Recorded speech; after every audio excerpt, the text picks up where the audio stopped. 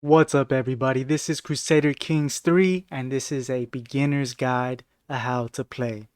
Now I know what you're thinking. You're thinking, Nuchue, how do I get my dynasty on the throne and how do I rule the world? I got you, don't trip. But before we do that and start building towards your goals, we need to set a solid foundation. That way your campaign does not crumble. So let's go ahead and dive right in. Here we have two time periods that the game offers us, one in 1066 AD and the other in 867 AD. Now you can play in different parts of the world and they have their custom characters that they recommend us playing. They have designed campaigns for these characters around these historical events around these two time periods. You could also create your ruler, but before you create your ruler, you have to select an existing ruler and then you can edit them. You can create your own dynasty banner and their house motto. The dragon falls before the sword. You could also select a random character if you're feeling spontaneous and you're just up for whatever. On top of the various campaigns that the game offers, they also tell you how difficult or easy the campaign will be to achieve its objective. This is where the game recommends you start here in Ireland as Petty King Murchad, so that's what we're going to do right here. Before we focus on getting your dynasty on the throne and on their way to ruling the world, we first got to focus on our present character who's going to build the foundation to get us there. And this is the character that you are playing as. This is you. Each character in the game has characteristic traits and it tells you who they are basically, and this impacts their stress level right here. Anytime you act in a way that is opposite or contrary to these characteristic traits, your character will gain stress. Now there is a few ways to combat this. You could do so in the learning lifestyle with carefree. It gives you a 20% decrease in the stress gain.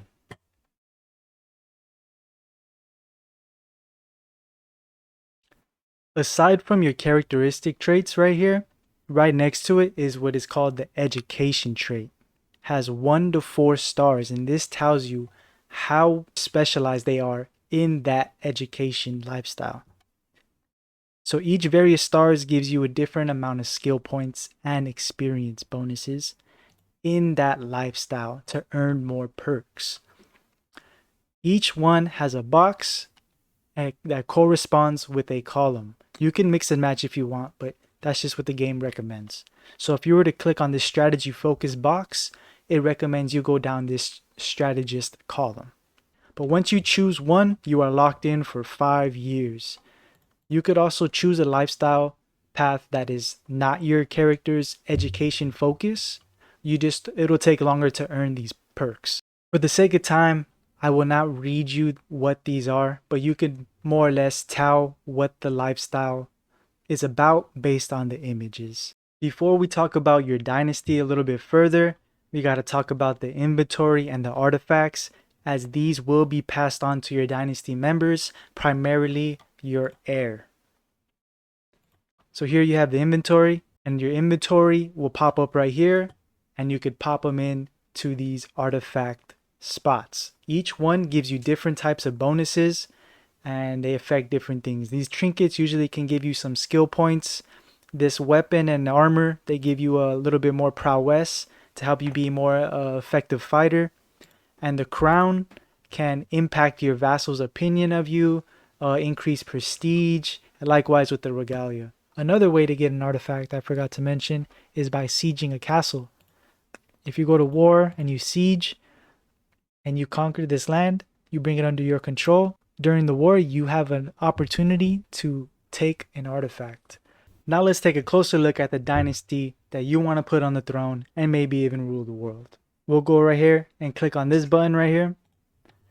And you'll see there's two different banners. One is for the house and the other is for the dynasty.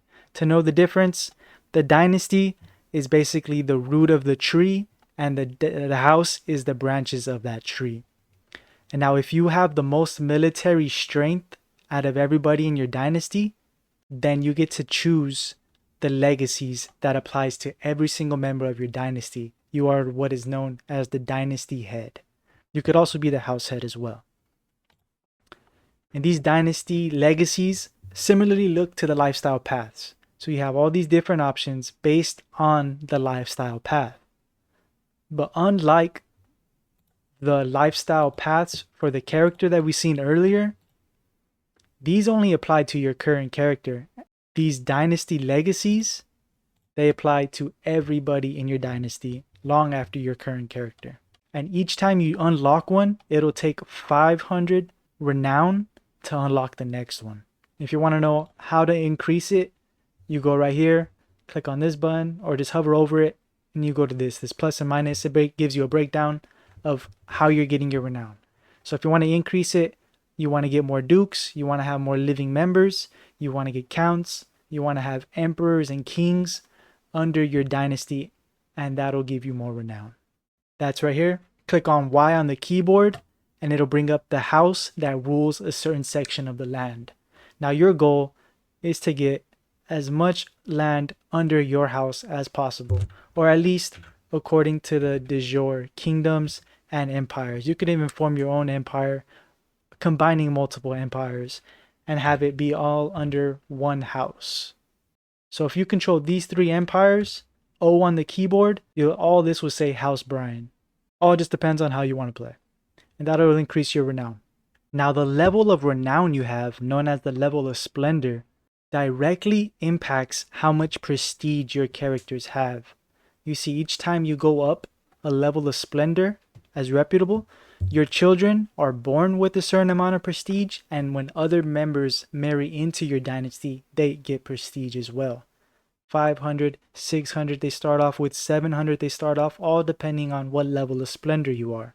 Now, we mentioned prestige, that how it directly impacts that. You need prestige to press your claims to expand your empire. You need prestige to invite knights so you have a better army and they perform better in war, in the battles. So the higher their prowess, the less likely they are to die in battle.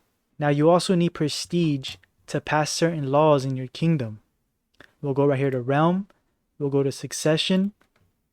And they have succession laws and they have gender laws for the succession.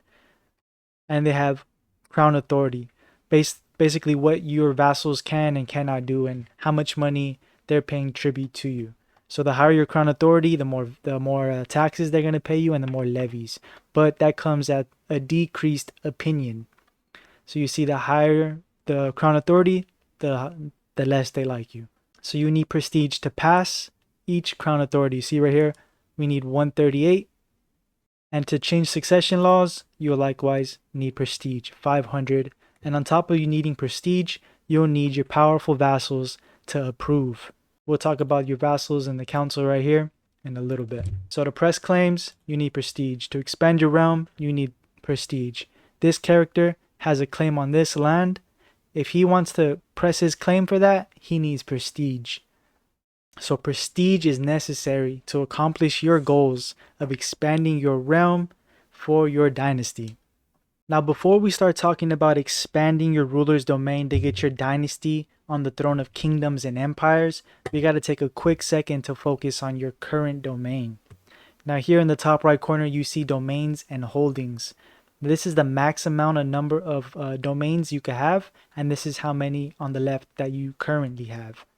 Now, this blue banner here will directly correspond to this number right here, 2. Those are your personal holdings. Now you want this maxed out as always, as much as you can, because this is basically like your power base essentially. The higher this number is, the more income that's going to come from your own domains, and the more levies are going to come from your own domains. So if you see here, it says domain, this is your domain. This is how much gold per month we're bringing in from your 2 domains. And this is your vassals, your 1 vassal here, and your mayors. Now, each boundary with the name represents 1 county. Now, you could have multiple holdings in 1 county. Now, each county is made up of different terrain. Let's go to this plus button. You see the terrain.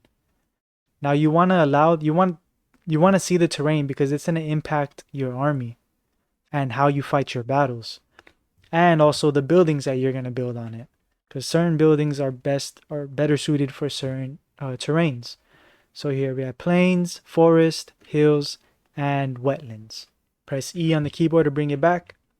Now another thing you want to look at to allow to influence the type of buildings that you build, right here, buildings, is your culture.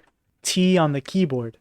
Now it's going to tell you the predominant culture of that land. Now if you click on it, it's going to bring you to something called traditions. Now this is basically the land's way of life. Now this pastoralist one, it tells you you get additional bonuses for having cattle pastures. And on top of that, each Irish character gets 1 prowess, and they get a health boost.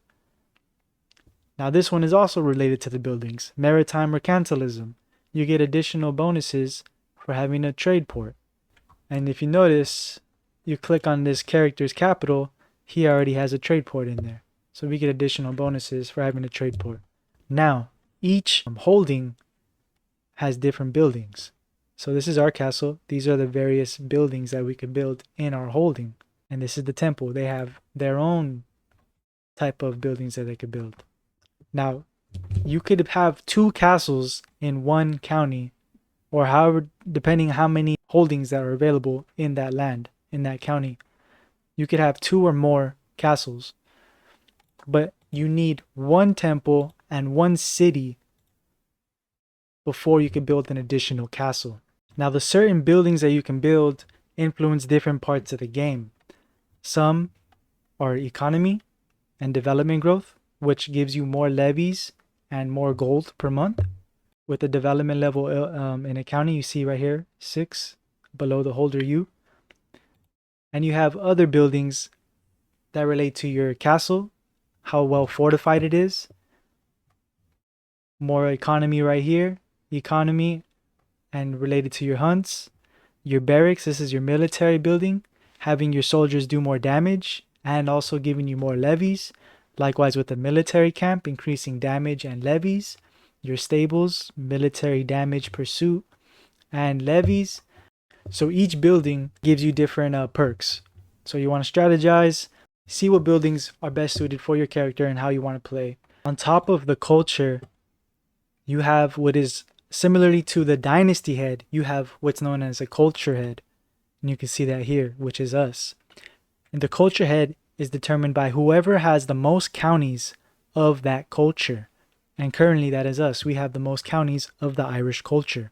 So we are the culture head, and that allows us to dictate what traditions we put in and also the innovations, otherwise known as technologies, that we could have available to us. So each culture has different technologies, and they're going to focus on different technologies. You see how it's highlighted? The Welsh are focusing on horseshoes. The Anglo-Saxons are focusing on arched saddle, which is the armored horseman, which is the most powerful unit in the game. 100 damage. So that's the benefit of being the culture head. You could dictate the technologies and the traditions. And the traditions, you need prestige. You need prestige, and a lot of prestige, to establish certain traditions. And they have different ones right here based on warfare, social, and ritual. So you can go through them, see how you want to play it with your culture. What dictates the speed that you're able to unlock these technologies is the development level of your counties, of your culture. So you see development level 6, development level 9. The average development level of all your counties is the rate that it's able to unlock. So you want to set your steward to focus on increasing development in the counties, and that'll increase your technology rate. There's also a lifestyle path that you can go down to increase the rate right here. You go down the learning tree, you can pick on any of these, and you want to go for scientific, which gives you a 20% boost to unlock that technology. So that's a great tip, to allow your culture to influence the type of buildings that you build in your holdings. That way you could reap those benefits, and similarly let the terrain influence the type of military buildings that you build, because they're going to influence your army. And each military unit, man at arms, is impacted by the terrain, being given a disadvantage or an advantage. So for the plains that you see here, that's really good for horsemen. They get a 15 plus damage bonus. But if they're in the hills and the forest and the wetlands, they're given a negative impact. So let the terrain influence the military that you build, and also keep in mind the terrain of the land you want to expand to and conquer, as your army will be facing their army in that terrain. So whenever you can, whenever you have enough gold, you want to invest in your building to upgrade them and build new ones based on the terrain and your culture. On top of the terrain giving bonuses or disadvantages to a certain type of unit, each unit counters a different type of unit. For example, the bowmen, they counter the skirmishers, which is known as the light footmen. So that means the light footman is going to do less damage against archers. So go ahead, each unit counters a different type of unit. So these skirmishers, while they're the cheapest and weakest in the game, they counter one of the most powerful units in the game, which is the armored footman. And the footman counters the pikemen counter the horsemen counter the archers, who counters the skirmishers and light footmen. So keep that in mind. And to see your overall military strength, that's right here. You could also click on this military button. Total soldiers, which is made up of your men-at-arms units, your knights, and your levies, which is basically like the people in your land who are going to fight for king and country. So you always want to have a more powerful army, as they're going to do a lot more damage than your levies and your village people. And you see, this is how many military type of units that you could have, and you could increase this in the cultural technologies. On top of that, when you get later into the game, you're able to just raise up fully your whole army and raise up less levies. That way it saves you a little bit cost on the monthly income, while also maintaining a very powerful army. And your military strength impacts the threshold for factions, which is also known as rebellion and civil war. So the higher your military strength, the more military strength that your vassals and those who want to rebel against you are going to need. So that's an additional bonus to having a high military strength. And on top of that, that's going to dissuade other rulers in the land to go to war against you, as they're not going to want to go to war with somebody who's much stronger than them. So that's another thing to keep in mind. And then don't forget to station your men-at-arms units to give them a certain bonuses as well. You see unstationed in the red. So how to station them is you're going to click on them and then go right here. Change stationed holdings. Now, depending on the type of military buildings that you build, as you've seen earlier, they're going to give certain units bonuses. That's the county that you're going to want to station those men-at-arms units in. The one that's going to give them the most amount of damage and has the most bonuses for them. And we've seen your knights. Your knights do a lot of damage as well in the battles. The higher their prowess, the more kills they're going to get in battle, and the more likely they are to survive. So that's what this is going to be right here. Invite knights. You're going to have people from all over the realm come to your court and to become your knight. Now, when it comes time to war, you want to choose your battles wisely. Meaning, you want to choose where the battle is at, because the terrain gives you certain bonuses or disadvantages. Like if you have to cross a river, that's going to give you a disadvantage if the army's right here waiting. They're going to be given additional bonuses because they're defending a river. Or likewise with the mountains and hills, the defender will be given a bonuses.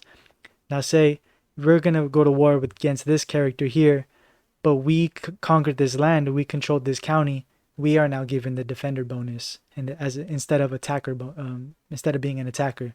So choose your battles wisely and play your wars slow, because you could easily send your army into a disadvantageous battle if you go too fast.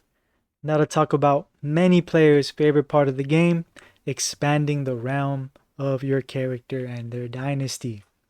Now, there are a few ways to expand a character's realm, but the most common is through warfare and the pressing of claims. There are a few types of claims. You have an implicit claim, a pressed claim, and an unpressed claim. Here you see this king has a pressed claim on the kingdom of England, meaning if he does not go to war for his claim on England, his heir will have a claim on England, but it will turn into a unpressed claim. So if this king does not go to war for Norway, his unpressed claim will not be passed on to his heir, only the kingdom of England, but it will then turn into an unpressed claim when he is king. Now the implicit claims mean they will have a claim if things remain and he does not lose his throne. If he passes, then these implicit claims will turn into a pressed claim or an unpressed claim. Now, there are a few ways to get a claim aside from inheritance. You can fabricate a claim by going to your bishop and your council and have him fabricate a claim. It'll take time, 19 months, and you'll have to pay him about 75 gold. And once that's complete and you pay him, you will then get an unpressed claim on that county or duchy.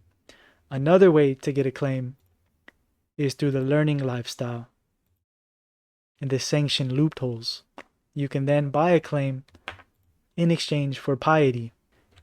Those are the other two ways that you could get a claim for your character and for your dynasty. Now, if you're going to be buying and fabricating claims, you want to be strategic with it and make sure it aligns with your goals.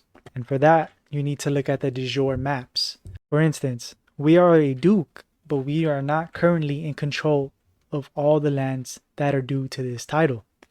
We are in control of the lands inside the blue line, but not this county right here. So we do have a claim to go to war for that claim, and then he will be our vassal. Now, you want to become a king eventually, but you'll need to fulfill the requirements. And it'll tell you right here how many counties you need in Ireland and duchies, and the amount of gold that you need to create the title. So you will need 2 duchies. Press U on the keyboard for the duchies again. You will need a title of one of these on top of yours, and the 8 counties to form the kingdom. And then you will be in control of all this land. And likewise, you want to eventually form an empire. You would then need to fulfill the requirements for the empire, which is 75 counties in all these lands, 850 gold, and 2 kingdom titles. So you would need 2 of these kingdoms in order to create the Empire of Britannia. Now, in the quest to expand your territory and keep your dynasty on the throne, you will need alliances. Now, there's a few ways to get alliances. One is through marriage of yourself, your children, and your siblings in your court. And another is through the diplomacy lifestyle, defensive negotiations, which will allow you to propose and get one alliance without a marriage. Now, you got to be strategic with your alliances, keeping in mind the de jure maps and making sure they're not too far from your realm, because the game will do that to you. It says it's sorted by relevance, but let's check how far this alliance would be and how long they would take to get to us. So they're going to be many months away to get to us. They're way over here in the Holy Roman Empire. They would have to travel through this land if they can sail through this river. That's going to be months already as it is. And then it's going to take months for them to get from here to wherever we need them to be. So while this is the most relevant according to the game, it is definitely an alliance I would stay away from. I like to form alliances nearby, primarily, preferably in the next kingdom, or and a kingdom away is great, because you got to keep in mind the distance and how long they will take to get to you. While having many allies may benefit you in increasing your overall strength to press your claims, to win your wars, and dissuading enemies to go to war against you, it is also highly likely that you may be dragged into many wars due to your many alliances, with each war possibly lasting many years, having an impact on your economy. So be cautious with how many allies you form, as it could have an impact on your economy. The best way that I know how to keep your dynasty on the throne is by being a ruler for the people, meaning the people in your realm have a positive opinion of you. Your vassals, which can start the civil wars, and your courtiers, who can join schemes against you to murder you, possibly hostile schemes. Now, you can there's a few different ways to increase a person's opinion of you. This is very dangerous. Your spy master not liking you is definitely a double negative and is very bad for your character's life. So we can go to him, we can go to personal, sway, and the success rate is determined by your character's diplomacy ability. You see, ours is poor, and somehow we still have a positive or a 70. Another way is to send them gifts, which is going to be through gold. You could amplify that opinion gain by going through the diplomacy lifestyle and going thoughtful, which gives 100% opinion gain from when you send the gift. And you could also have people become your friend, which is through the diplomacy as well. Right here, befriend. Befriending people and having your vassals be allies will prevent them from joining factions. And just having people have a positive opinion of you will keep them from joining factions and starting civil wars against you. Despite your interest to be a ruler of the people, keep as much peace and stability as possible. You will not be able to please everybody.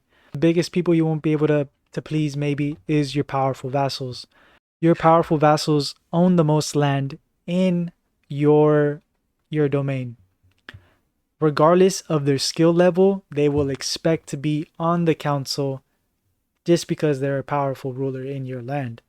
Fortunately, in our case, he is good at his education trait, but negative because he doesn't like us. And he's our spy master, in charge of the intrigue, hostile schemes, and finding secrets and stuff like that. So that's a no-go for us. So if your powerful vassals are not good enough to be on your council, make sure you sway them and you send them gifts. Also try to make sure your council is of the same religion and culture, as that will also influence their opinion of you. You see negative 29 for being a different culture.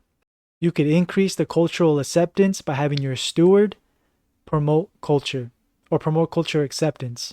And that'll have the different cultures be cool with each other, more or less. To see which vassals are most likely to start factions or join factions, you'll go right here to this green crown, go to the Vassals tab, and whoever, the most powerful vassal usually pops up on the top. So you want to make sure your powerful vassals have positive opinions of you by swaying and sending gifts, and by also looking at their contract, because they could be unhappy with their contract as well. They give you gold and levies per month in exchange for protection against outside rulers. If they have hooks against you, they may modify the contract in their favor, saying you can't revoke my title regardless of what I do. And then you would have to get a hook back on them in order to undo that. Or they could be, I want a council position. You can't fire me no matter what, or my heir, as long as this title is in my direct lineage. Or if he's of a hostile faith or of a different faith, he may go with religious rights, meaning you can't force him to try to convert to your religion. So each one is different, gives different benefits for you or for them. It all just depends. You have courtiers, which are people who are unlanded in your court. Now, you could employ courtiers to certain positions, like a physician. This is your most important one. That's why it's listed at the top, I believe, because they treat your wounded in battle, your knights, and those who are sick in your court. The next one is antiquarian, because this person allows you to commission an artifact. I forgot to mention that earlier, so my fault. You need an antiquarian in order to get artifacts. The antiquarian also delays the decay of your artifacts, and it protects them from being stolen. You can hire people to positions in your court in exchange for gold, and they'll have a positive opinion of you for hiring them. Here you have the list of your courtiers. You have this circle right here with the plus sign. That means they are a guest, and you could recruit them to your court. You could also go to your female courtiers and matrilineally marry them off to bring people into your court. So she's best at diplomacy. So you may want to matrilineally marry her somebody who is best at diplomacy. Maybe that'll continue down in their line if they have children. But say like we want a better steward. We can marry her off to anybody who would be a good steward and bring them to our court. Or you could even do that with knights, with prowess and martial ability. You see, this one is good. So you can matrilineally marry people off, bring them to your court. And then the last section we have is prisoners. You get prisoners from sieging castles and baronies, as well as from battles. You could take a commander or a knight captive. Next we have the round table, otherwise known as the council. Now remember, your powerful vassals expect to be on the council. That is up to you if you want to put them there. Your courtiers could also be on your council. See, he is my courtier, he is unlanded, but he's on my council. They do various tasks in your realm depending on the lifestyle or the lifestyle path. Marshal, Chancellor, Steward, Spymaster. That's your council right here, and this is your bishop up top over here. Your spouse will also grant you additional bonuses or additional points in your skill level. You could have her on assist, and she'll give you a little bit of each skill, or you could have her focus on a certain path, and it'll grant you half of her points. So if she had 8, and if you put her on the stewardship, if she had 8 stewardship, you would be given +4 from your spouse, giving you a grand total of 12 stewardship. And your stewardship impacts the amount of domains that you can hold. So the higher your stewardship, the more domains you can hold. Now each one is given different tasks within that path. You can go ahead and check them out. This one does the commanders, trains commanders, and it has a possibility to bring in a new commander. This one is organizing your army, increasing your levy reinforcement rate, which means replenishing this quicker, and reducing your maintenance cost of your army. Your spymaster can find secrets of your vassals, like right here. We could set him to find a secret. Oh, because he's our spymaster, so we can't do that. So let's say this guy was our vassal. We could have him find a secret there. So the spymaster has his own task that he could do. The steward has his task. The bishop has his task. And likewise the chancellor. That is your round table. They will bring things to your attention right here and under the current situation tab. Your bishop may let you know, hey, we don't have a physician. You might want to work on that. Your diplomat, your chancellor will tell you, hey, we could vassalize this person. Your marshal is like, hey, we aren't stationing our army to increase their power. You could also wage war on this character here. Your bishop's like, hey, we got people who can get married. Your chancellor's like, hey, we can make alliances with certain people. That's the way I like to see it. Your round table right here, and then also likewise right here, bringing certain things to your attention. We have religion, we have culture, we also have religion. And likewise, similarly to the traditions for a culture, you have the tenets, which is basically the way of life for that particular faith. Each faith has different sins and virtues, the characteristic traits, so it all depends on the faith. Some faiths may consider some of these as virtues, and likewise some faiths may consider these as sins. So it all depends, And right here it goes further in depth with the doctrines. And each faith has a holy site. Each character of that faith is granted these bonuses if your faith is holding that holy site. You see, we don't hold these, so we don't get those bonuses. And it's notified here in red that we do not hold them. We only hold this one. So every person of that faith is granted this bonus. Now, you could wage war against hostile faiths. You could click R on the keyboard and that'll bring up the different religions. And that'll allow you to go to war if they are hostile. You can't go to war with an astray faith. They need to be hostile or evil. And with the religion and war, you have holy orders. You've heard of like the Knights Templar and stuff like that. That's what this is right here for each particular faith. And on top of the war, I forgot to mention, on top of having your own army, you have mercenaries. They're going to cost you a pretty penny, but they can definitely help you out. So you want to make sure you're managing your treasury well. The last thing in this beginner's guide is the activities. It's going to cost you some gold. Some buildings reduce the cost, and it'll tell you the rewards for each one. Stress loss, piety, prestige gain, and stress loss, opinion gain, and stress loss. And that's it. That's the beginner's guide, y'all. Y'all should feel comfortable playing your first campaign, and I hope y'all do well. Peace.